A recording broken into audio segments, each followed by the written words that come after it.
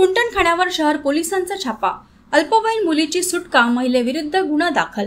चंद्रपूर शहर पोलीस ठाणे हद्दीतील गौतम नगर परिसरात असलेल्या एका कुंटणखाण्यावर शहर पोलिसांनी कारवाई करत एका अल्पवयीन मुलीची सुटका केली। या प्रकरणात अमीना सय्यद नावाच्या महिलेविरोधात भारतीय न्याय संहितेच्या विविध कलमानुसार गुन्हा दाखल करण्यात आला आहे। शहर पोलिसांना मिळालेल्या गुप्त माहितीनुसार अमीना सय्यद ही महिला एका अल्पवयीन मुलीकडून बळजबरीने देहव्यवसाय करून घेत असल्याची गोपनीय माहिती पोलिसांना मिळाली। मिळालेल्या माहितीच्या आधारे पोलिसांनी गौतम नगर परिसरातील कुंटणखाण्यावर छापा टाकला। या कारवाई दरम्यान अमीना सय्यदच्या खोलीतून आक्षेपार्ह वस्तू आणि पुरावे जप्त करण्यात आले। तसेच पीडित अल्पवयीन मुलीकडून जबरदस्तीने देहव्यवसाय करून घेत असल्याचे स्पष्ट झाले।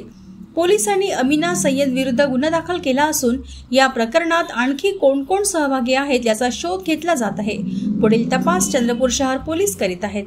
काल दिनांक 12/5/2025 रोजी हद्दीमध्ये पेट्रोलिंग करत असताना गोपनीय बातमीदाराद्वारे माहिती मिळाली की गौतम नगर या परिसरामध्ये काही अल्पवयीन मुलींकडून देह व्यापार करून घेतला जात आहे।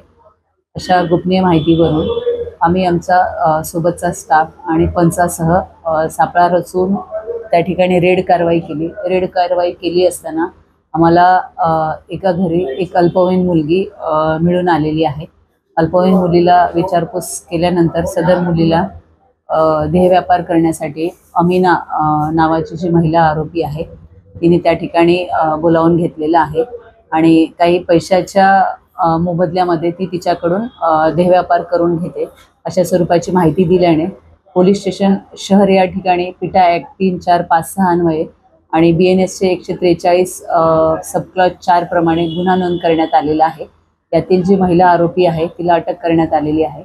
सदर घटनेच्या अनुषंगाने इतर काही आरोपी आहेत का त्या संदर्भाने अधिक तपास सुरू आहे।